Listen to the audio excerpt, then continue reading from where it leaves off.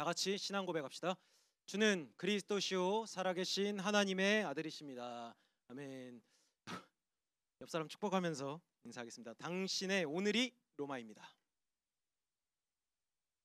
한 번 더 인사하겠습니다. 당신의 오늘에 복음을 남깁시다. 네, 주목님 지난 한 주 동안 이 확신에 찬, 확신이 넘치는 신앙생활이라는 강단의 여정 속에서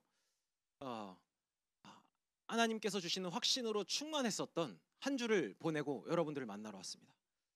주목님이 이제 이 한 주를 마무리하면서 고백할 때 어떤 고백이 나왔냐? 예수님보다 좋은 게 없구나. 구원 받은 것보다 기쁜 일이 없구나. 엊그제 이제 성탄 칸타타 때 이제 하면서 이제 우리가 예수님의 이제 생일을 축하하는 자리로 우리가 함께 했었죠. 근데 주목님의 눈에는 당연하게 막 이제 여러분들 이 고등국 랩런트들만 무대에 서 있는 막 많은 사람들이 올라왔는데 고등국 랩런트들만 눈에 딱 보이는 거라. 뭐 하원이는 막 이렇게 막 날라다니면서 막 무대 진입하고, 뭐 시연이는 갑자기 막 안 하던 막 농구하고, 막 여기 막 뚱뚱한 애 둘이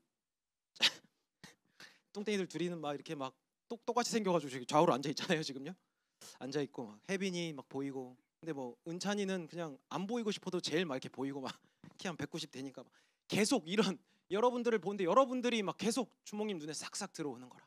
뭐 알렉스도 막 보이고. 근데 이 확신에 찬 신앙생활을 어떻게 이렇게 고백하게 됐냐? 여러분들을 보면서 우리가 예수님보다 좋은 게 없다라는 것을 확신하게 된 게 바로 말씀에 있었거든요.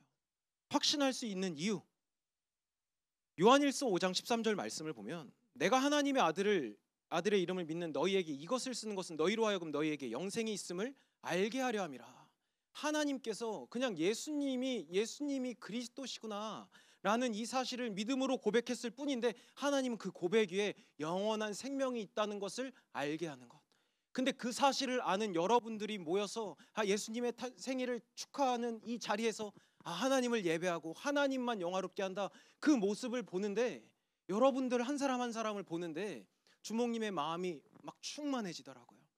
이렇게 하나님은 여러분들을 예배해 두셨구나. 하나님께서 여러분들을 기뻐하시는구나. 하나님의 마음을. 그러니까 이 영생이 뭡니까 여러분들? 영원한 생명 아니에요. 한 번밖에 없는 인생인데 많은 사람들은요 죽음을 두려워하면서 죽음을 극복하기 위해 최선을 다해 살죠. 죽기 전에 그래도 내 이름을 한번 남겨봐야지. 죽기 전에 획은 그어야지. 죽기 전에 한 시대를 풍미해야지. 그런 착각에 빠지지만 결국 죽음은 막지 못하잖아요. 그 뒤를 두려워하잖아요. 성공자도 실패자도 예외 없이 죽음은 못 피합니다. 그런데 우리에게 하나님께서 이 이름을 믿는 것 하나만으로 영생을 허락하셨다. 뭘 믿는데요? 무엇을 믿어야 되는데? 예수님께서 그리스도의 일을 하셨구나. 예수님께서 그리스도의 일을 하셨다라는 것을 믿을 뿐인데 보장된 영생. 근데 그것이 뭐예요? 그리스도의 일이 뭡니까? 인류의 근본 문제, 죽음 문제, 죄 문제, 하나님 떠난 문제. 이 문제를 해결하신 것이 그리스도라는 것. 그냥 믿었을 뿐인데 하나님께서 우리의 오늘에 확신하게 하신 것이 있어요. 여러분들이 이번 한 주 동안 아니면 앞으로 살아갈 모든 평생에 우리 고3 수험생들을 비롯해서 모든 이 신입생들, 2학년 랩런트들, 우리 고등국 랩런트들, 여러분들의 인생에서 어떤 것을 확신하고 싶습니까?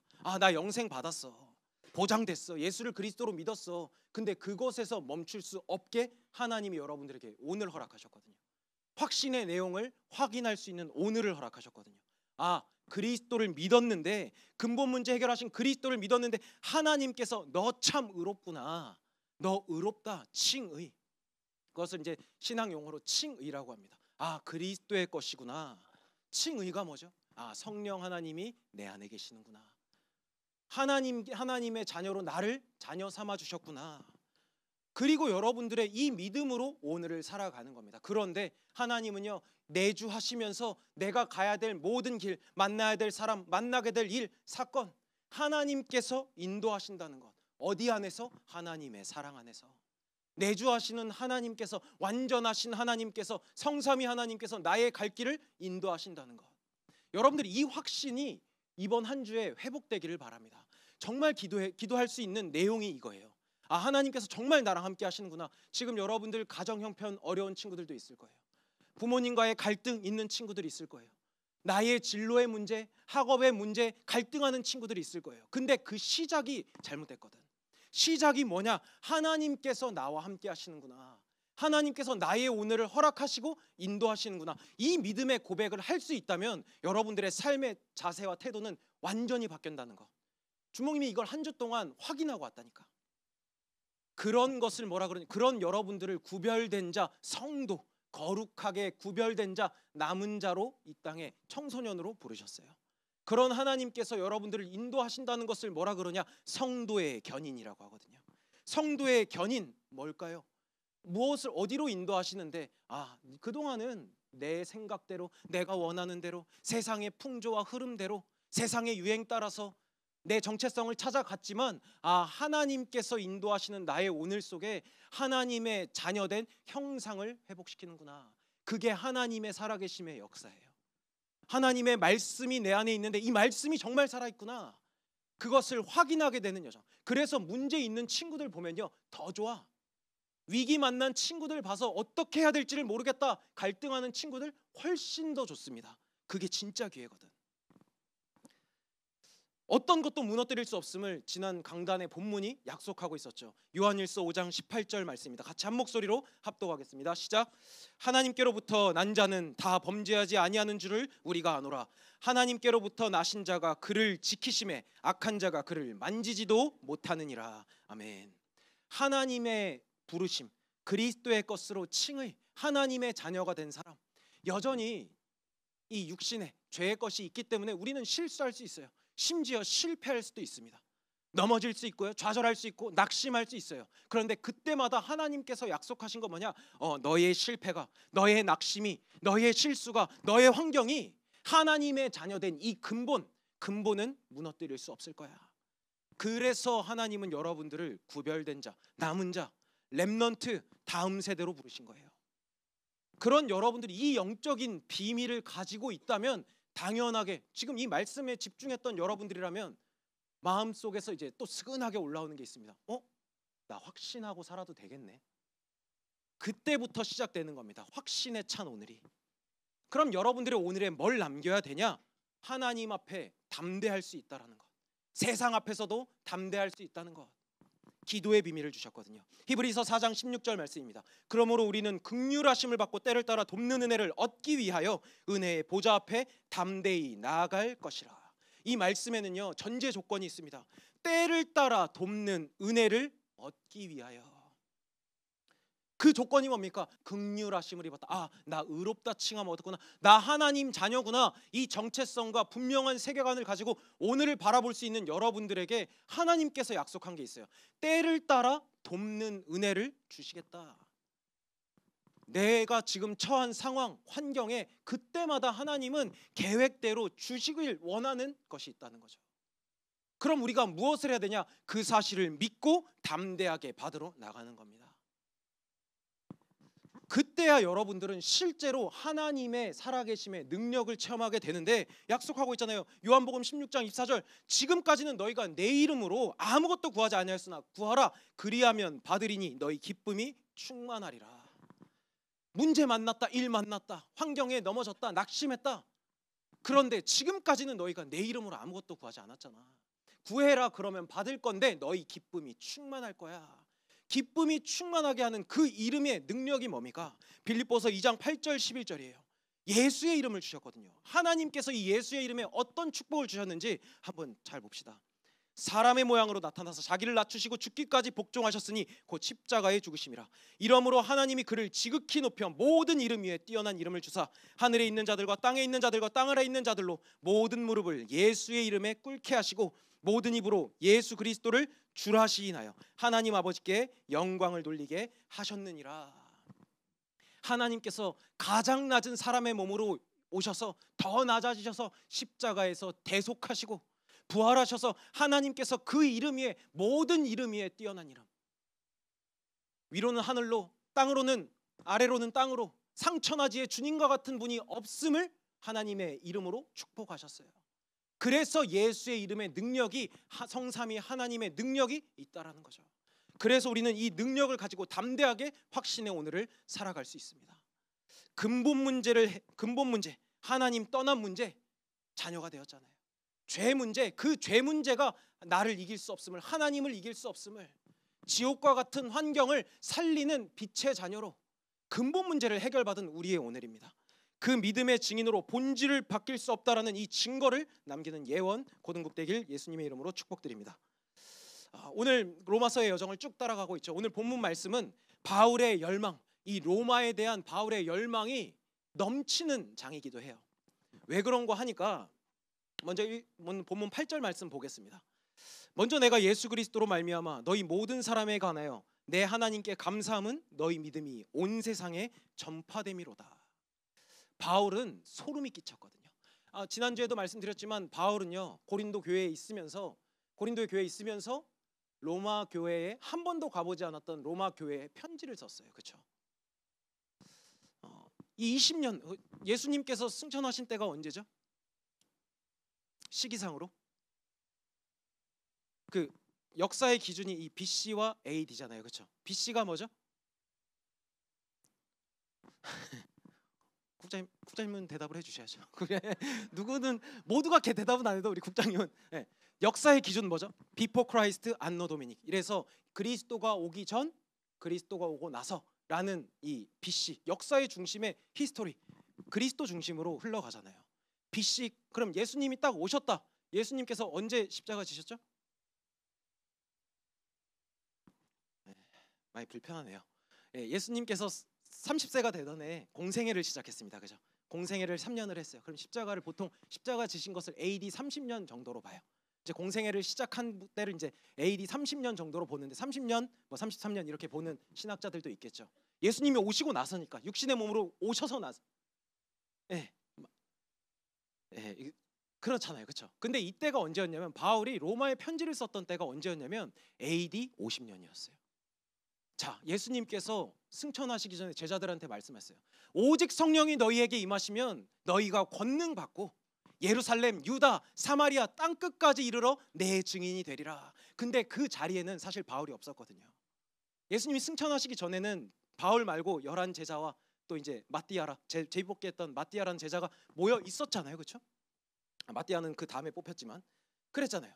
근데 20년 만에 이 전체 왕국이었었던 제국의 수도인 로마에 전해져서 이 복음이 뿌리 내려졌다라는 사실, 이것에 바울은 소름이 끼치고 흥분할 수밖에 없었던 거라.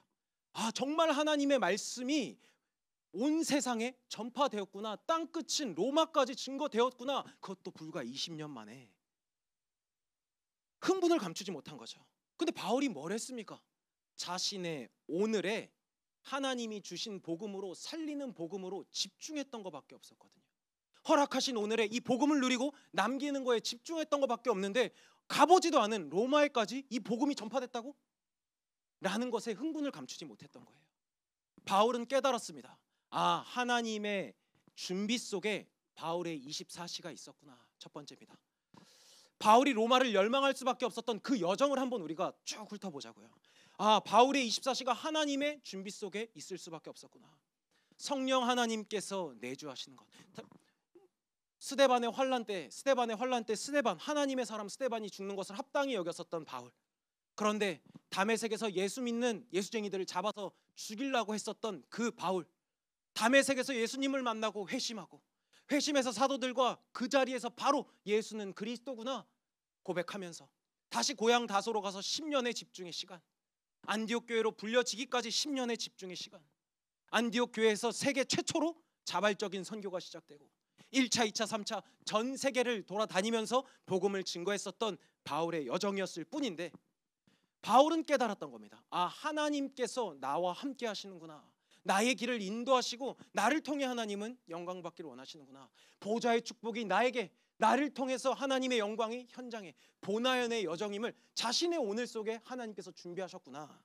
심지어 일과 사람과 사건, 심지어 많은 만남과 장소도 하나님의 준비 속에 있구나. 바울은 깨달았던 거예요.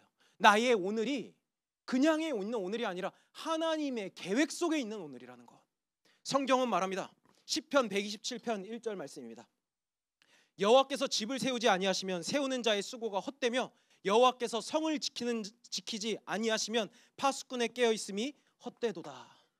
하나님께서 내 안에 하나님의 나라가 임할 수 있도록 내주하시고 인도하시고 역사하시는 것, 하나님께서 나의 삶을 인도하시는구나, 절대주권을 가지고 나의 인생을 부르셨구나. 바울은 그것을 본 거예요. 자신의 오늘 속에 뭘 깨달았냐? 만남과 일 속에 이사야서 43장 19절 말씀입니다.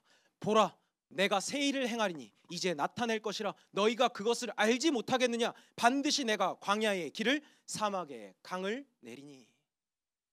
바울은 봤던 거예요. 절대 불가능한 것 같은 내 힘으로, 사람의 힘으로는 극복할 수 없었던 많은 문제와 환란을 겪었던 바울의 오늘이지만, 광야에서 길을 내고 사막에 강을 내셨던 하나님이심을 바울의 오늘 속에서 보았던 거예요.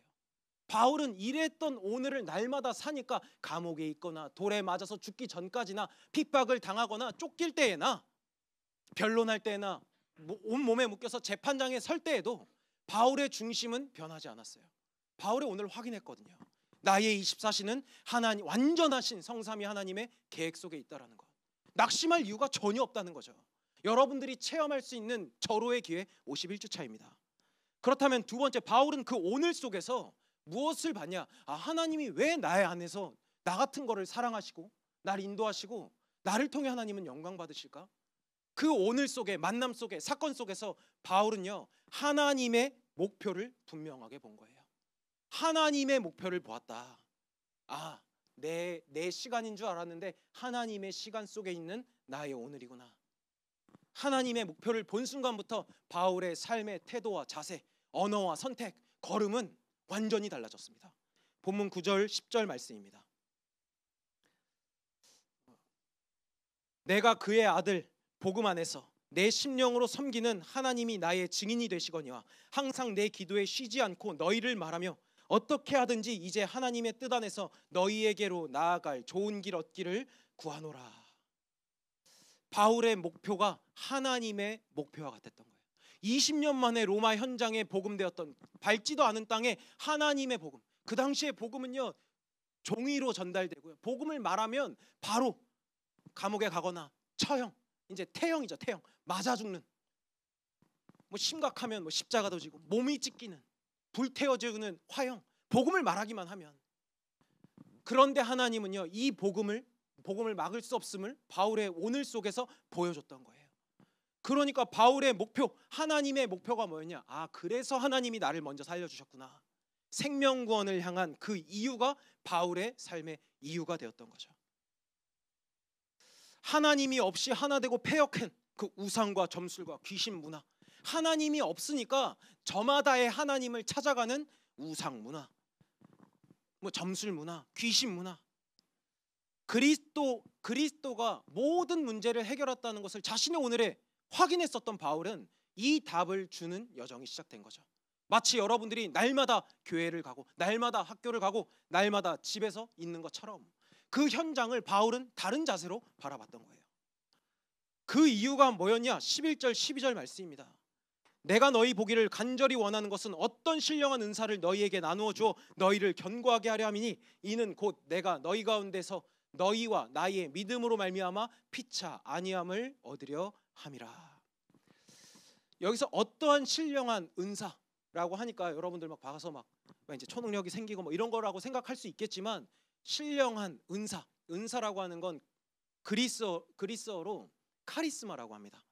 카리스마라고 하는데, 바울이 전해주고 싶었던 신령한 은사가 뭐였겠습니까? 바로 믿음이거든요. 환경 앞에서도 무너질 수 없는 하나님의 복음을 향한 믿음이 견고해지도록 바울은 가기를 원했던 거예요. 로마 현장의 소식을 브리스길라 아굴라 부부를 통해서 들었겠죠. 그래서 주의 제자들을 통해서 들었겠죠. 들었는데 많은 문제와 환경 속에 갇혀 있었던 로마 교회 현장에 그럼에도 불구하고 하나님의 복음을 막을 수 없음은 예수가 그리스도 되심이니라. 이 복음을 더욱더 나눠주면서 견고하게 하길 원했거든요. 그 믿음이 뭡니까?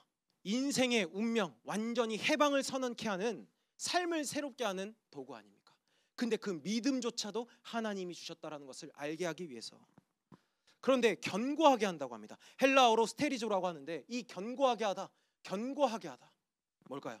이 믿음으로 말미암아서 더욱 깊이 이 복음의 깊이를 맛보아 누릴 수 있도록. 바울의 열망은 그거밖에 없었어요. 누구든 예수를 그리스도라 믿으면 하나님의 자녀가 돼. 근데 여러분들의 오늘 속에 어떤 오늘을 살았습니까? 그래, 예수는 그리스도, 모든 문제 해결자, 왕, 제사장, 선지자, 기름 부음 받은 자, 그래 내 인생 모든 다 끝났어 라는 그 결론 앞에서 그것 가지고 믿음으로 살았습니까? 아니면 그거는 그거고 내 오늘은 오늘이야, 내 학업은 학업이야, 이렇게 또 구별하여서 살았습니까?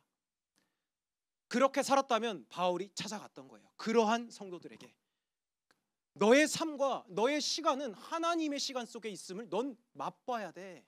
정말 하나님의 복음은 살아있는 복음이라니까. 그 언약을 반드시 체험한다면 절대로 흔들릴 수 없어. 바울은 이 복음의 사실을 전달해주고 싶었던 거라. 지금 여러분들에게 말하는 것처럼요. 그러니 하나님의 목표가 무엇인지를 봤기 때문에 12절 13절 말씀 볼까요? 이는 곧 내가 너희 가운데서 너희와 나의 믿음으로 말미암아 피차 아니함을 얻으려 함이라. 형제들아, 내가 여러 번 너희에게 가고자 한 것을 너희가 모르기를 원하지 아니하노니 이는 너희 중에서도 다른 이방인 중에서와 같이 열매를 맺게 하려 함이로되 지금까지 길이 막혔도다. 바울의 편지의 서두가 이래요. 어떻게 해서든지 일단은 여기서 모든 사람이라는 것, 하나님의 목표가 모든 사람, 디모데전서에도 기록되어 있지만 하나님은 모든 사람이 구원 얻기를 원하신다고 기록되어 있거든요. 하나님의 목표는 모든 사람이 생명구원 받는데, 그런데 왜 로마로 가기를 원했냐? 로마가 모든 사람이 모이는 문이었거든. 그 당시에 최강대국이었거든요. 많은 사람들이 아침에 출근 시간이 되거나, 여러분들 보세요, 아침에 등교 시간이 되면 여러분들 다 어디로 가죠? 뭐 학교 안 가나요? 어른 얘기를 하면 대답을 좀 합시다. 알았죠? 25년에는 우리 주목님이 질문하면 쉬운 질문이잖아, 그렇죠? 그럼 대답을 해주셔야 돼요. 아시겠죠? 아침에 일어나면 여러분들 어디 가요? 그렇죠? 학교 가죠. 주일에는 어디 가죠?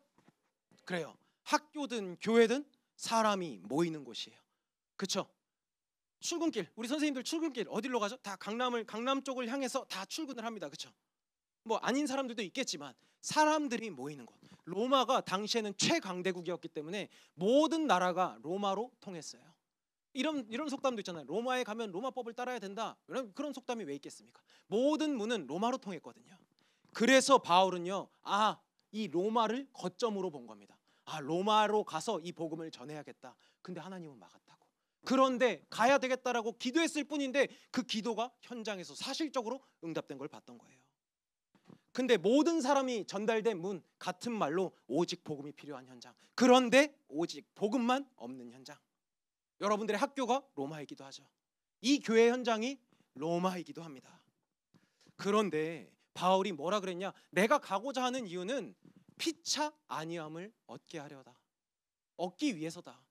나도 너도 사는 유일한 길이기 때문에. 복음을 전하는 것은 바울에게는 선택의 여지가 아니었습니다. 고린도전서 9장 16절 말씀을 보면요, 내가 복음을 전할지라도 자랑할 것이 없음은 내가 부득불 할림이라. 만일 복음을 전하지 아니하면 내게 화가 있을 것이로다. 부득불 전해야 하는 복음 전도, 하나님께서 주신, 나를 부르신 이유, 보내신 현장의 이유가 이 복음 전도, 생명 구원에 결정되어 있다라는 거. 그래서 우리 뜻을 딱 정해야 됩니다. 하나님이 나에게 학교 현장을 허락하신 이유, 하나님이 나에게 가정 현장, 하나님이 나에게 이 교회 현장을 허락하신 이유, 이 시대의 로마로 나를 부르신 이유, 복음을 증거하게 하기 위해서. 그래서 하나님은 여러분들에게 남은 자로 부르셨던 거예요. 그래서 먼저 확인해야 될 게 나의 시간이 하나님의 시간 속에 있구나. 이것이 결론이 나야 됩니다. 그렇게 되면 그 다음에 무엇을 해야 될지가 보이거든요. 이게 여러분들의 비전을 찾을 수 있는, 하나님께서 준비한 이 비전을 찾을 수 있는 문이기도 해요. 먼저 우선순위를 분명히 해야 됩니다. 하나님께서 날 그래서 부르셨구나. 그럼 나의 오늘의 만남과 일 속에 난 무엇을 할 수 있을까? 그게 기도가 되거든요. 이 원리가 여러분들, 이 보좌, 나 현장의 원리가 여러분들에게 각인되는 청소년기가 되길 축복합니다. 그래서 바울은 열망했어요. 로마서 1장 10절 말씀 보면 어떻게 하든지, 15절 말씀을 보면 그러므로 나는 할 수 있는 대로 로마에 있는 너희에게도 복음을 전하기를 원하노라. 하나님의 열망이 나의 열망이 된 이상 바울은요, 선택의 여지가 없었습니다. 어떻게 해서든 나는 복음 전할 거야. 때를 얻든 못 얻든 복음의 말씀을 증거하겠다. 할 수 있는 대로 나의 시간과 마음과 중심 다해서 이 복음되게 나는 누리고 남길 거야.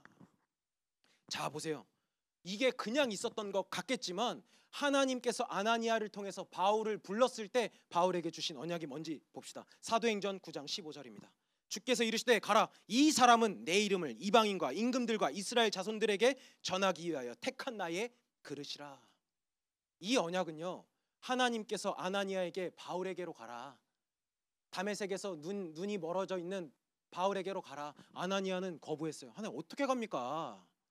바울은 예수님 믿는 사람들을 핍박하던 핍박자 아니었습니까? 폭행자 아니었습니까? 근데 하나님께서 아나니아에게 바울을 소개해 준 장면이에요. 이 사람은 이방인과 임금들과 이스라엘 후대 백성들을 위해서 택한 나의 그릇이야. 그 언약이 실제 바울의 오늘에 성취되죠. 하나님의 시간 속에 있는 바울의 오늘임을 바울은 찾았던 거예요. 그러니 세 번째입니다. 바울의 하나님의 작품이 바울의 오늘 그 자체가 됐던 거죠. 14절 15절 말씀입니다. 헬라인이나 야만인이나 지혜 있는 자나 어리석은 자에게 다 내가 빚진 자라. 그러므로 나는 할 수 있는 대로 로마에 있는 너희들에게도 복음 전하기를 원하노라. 바울의 오늘이 그냥 하나님의 작품 그 자체로 로마 현장의 증거가 되죠. 바울의 일생이 로마 현장의 증거, 신앙의 고백으로 증거가 됩니다. 바울의 인생을 통해서 로마 교회 성도들은 알았거든요. 바울이 어떠한 사람인지, 하나님이 어떻게 바울의 인생을 뒤집으셨는지, 어떻게 쓰시는지. 바울 인생 자체가 그냥 바울은 자신의 오늘의 하나님의 시간 속에 있구나, 하나님이 원하시는 것에 집중해야지 했을 뿐인데 그 인생이 로마에 전달됐던 겁니다. 하나님의 이 전능하심이 느껴지십니까? 아멘입니까? 바울의 오늘, 그냥 이것에 지속했었던 삶의 오늘이 지속됐었던 것뿐이에요. 그걸 바로 시스템이라고 합니다. 하나님의 복음에 집중된 오늘을 바로 이 시스템이라 그래요. 시스템, 어떤 시스템이죠? 먼저 앞서 말씀드렸던 대로 로마서 1장 5절 말씀입니다. 그로 말미암아 우리가 은혜의 사도의 직분을 받아 그 이름을 위하여 모든 이방인 중에서 믿어 순종하게 하나니. 바울의 오늘은 기준이 딱 두 개였습니다. 그 이름을 위하여. 바울의 절대 기준 첫 번째가 뭐였냐? 그 이름을 위하여. 무엇을 하든지 간에 그 이름을 위하여. 두 번째 기준이 뭐였냐? 모든 이방인 중에 누구도 하나님을 알지 못하는 모든 민족에게, 만민에게 이 예수의 그 이름을 믿어서 말씀대로 살아갈 수 있도록. 그게 바울의 전신이었어요. 이 삶이 하나님의 시간 속에 있었다라는 것, in 25라고 하죠. in 25, 처음 온 친구들도 있고 이제 25가 뭐야 헷갈리는 친구들도 있지만, 이 세상에는 없는 시간, 우리는 24시를 살잖아요. 통상적으로 세상에는 없는 시간, 통상적인 표현인데 하나님의 시간 혹은 성경대로의 삶을 말합니다. 바울은 그냥 이 말씀에 집중했을 뿐인데 구약의 말씀대로 살아가고 있는 것을 보게 됩니다. 신명기 6장 4절 5절 말씀 볼까요? 이스라엘아 들으라, 우리 하나님 여호와는 오직 유일한 여호와이시니 너는 마음을 다하고 뜻을 다하고 힘을 다하여 네 하나님 여호와를 사랑하라. 바울의 오늘과 똑같죠.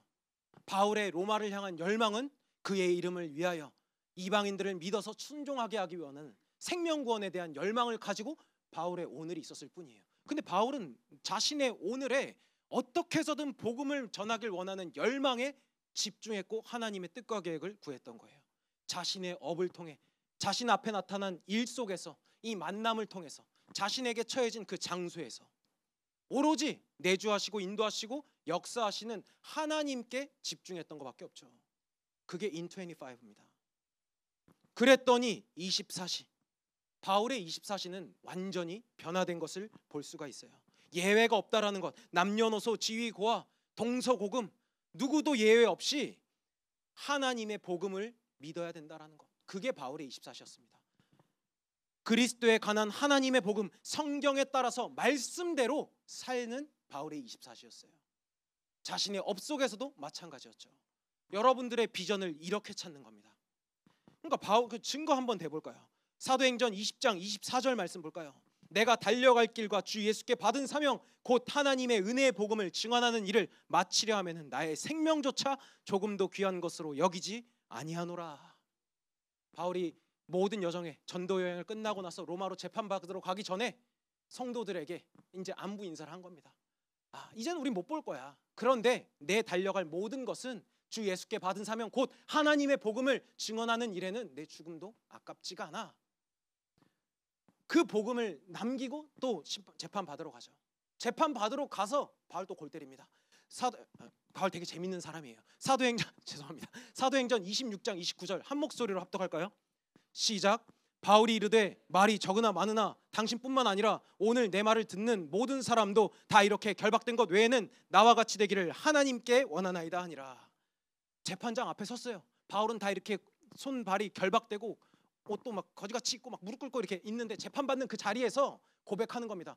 재판장들, 나를 보는 모든 이 재판에 참석한 모든 사람들, 내가 묶여 있는 거 말고 당신들도 다 나와 같이 하나님의 자녀가 되기를 원합니다. 바울의 24시는 여기에 집중이 됐던 거예요.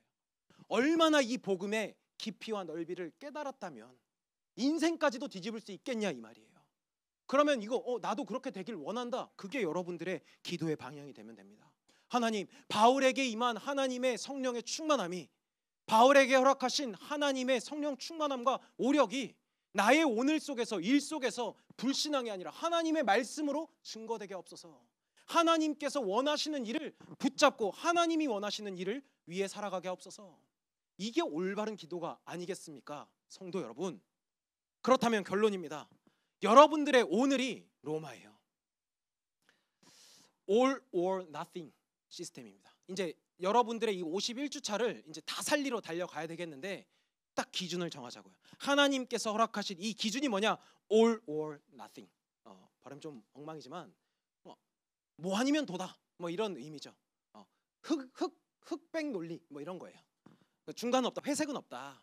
성경도 말하고 있어요. 계시록 3장 15절 16절 말씀 보면 내가 네 행위를 아노니 네가 차지도 아니하고 뜨겁지도 아니하도다. 네가 차든지 뜨겁든지 하기를 원하노라. 네가 이같이 미지근하여 뜨겁지도 아니하고 차지도 아니하니 내 입에서 너를 토하여 버리리라.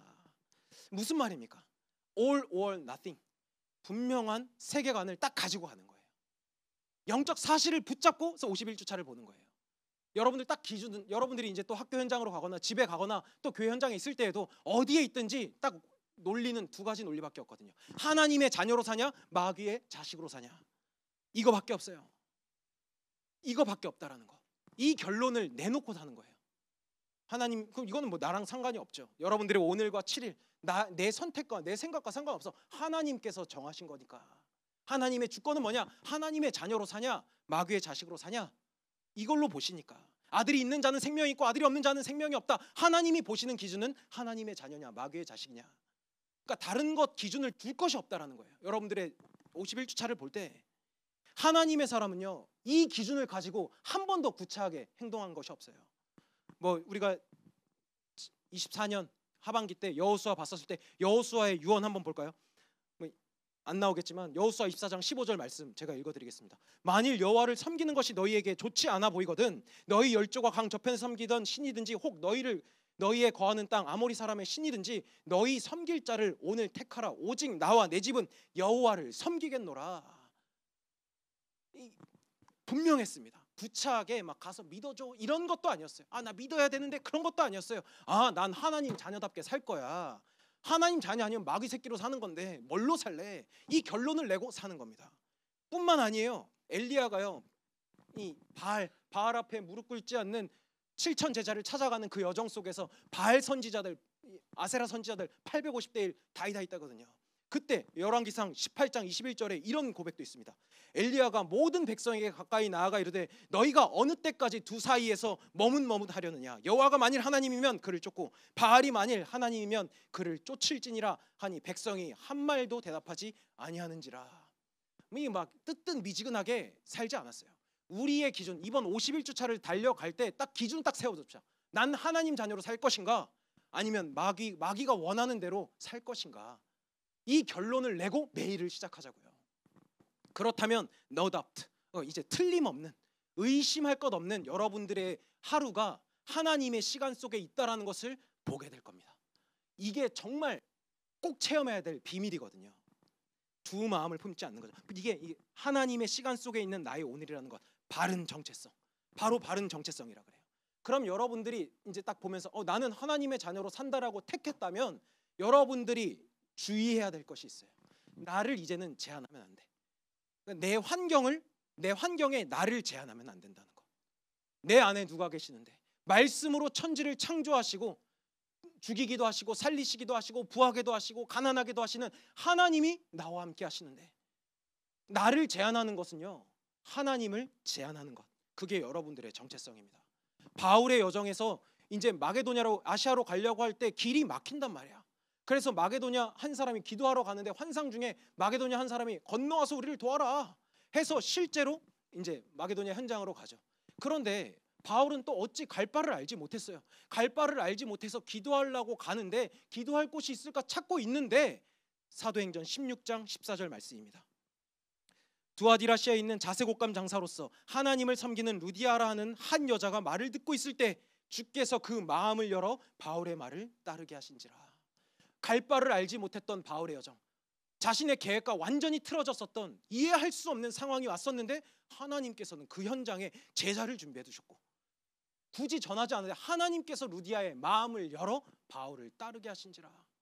이게 비밀입니다. 그러니까 우리는요, 하나님 말씀 앞에서 말씀을 딱 받았다면 하나님 자녀답게 내 정체성을 가지고 보는 거예요. 올바른 세계관 구분했다면 나의 오늘 속에서 이리 치우치고 저리 치우치는 게 아니야.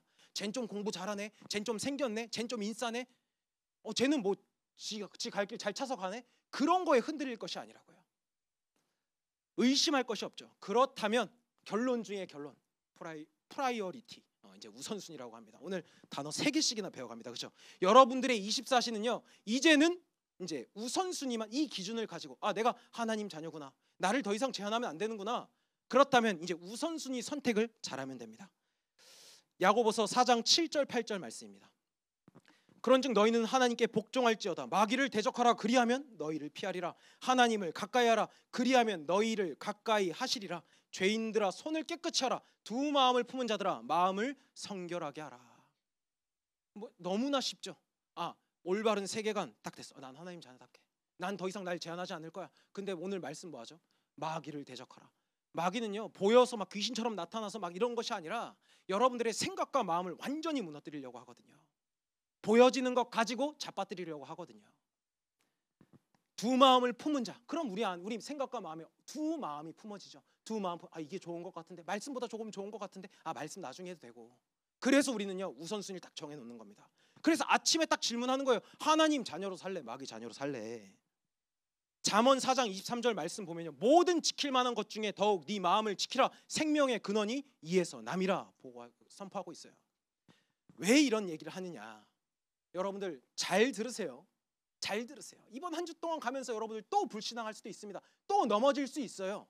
그런데 그 불신앙과 넘어지는 것들이 하나님의 자녀된 이 영적 존재라는 가치만큼은 무너뜨릴 수 없다라는 거. 그래서 말씀이 말하는 거예요. 너의 마음과 생각을 지켜라. 생명이 거기서 나온다. 우리는 생각하는 대로 말하고 생각하는 대로 선택하잖아요. 내 삶의 모양과 상관없이 나의 영은 영생, 완전히 구원받은 하나님의 자녀라는 것. 근데 우리의 생각은 뭐죠? 나 그래도, 우리한 딱 불신앙 들어오면 뭐하죠? 하나님이 있어? 요따고 불신앙을 한다고. 이 근본 문제를 해결받았다라는 것 자체부터 부정하고 산다고요. 나의 문제 앞에서 근본을 해결받았고, 그래서 하나님은 영적 싸움하라, 마귀를 대적하라, 생각 속으로 파고드는 흑암을 예수 이름의 능력을 주셨다라는 거예요. 그래서 기도는 필수, 선택의 여지가 없는 거예요. 알겠습니까 여러분들? 여러분들의 가치가 얼마나 놀라운 하나님의 자녀라는 거 알겠냐고. 근본은 깨어질 수가 없어요. 그래서 생각과 마음을 지켜라. 너 생명의 근원이 너의 생각에서 남이라. 그래서 성경은 이렇게 선포하고 있습니다. 하나님 자녀답게 근본을 바꿀 수 없다라는 이 믿음으로 51주차, 악한 것이 나를 만지지도 못하고 하나님의 사랑에서 어떤 것도 끊을 수 없음을 확신하고 누리면서 이 장막터를 넓혀가는 사랑하는 우리 고등국 절대제자 되길 예수님의 이름으로 축복드립니다.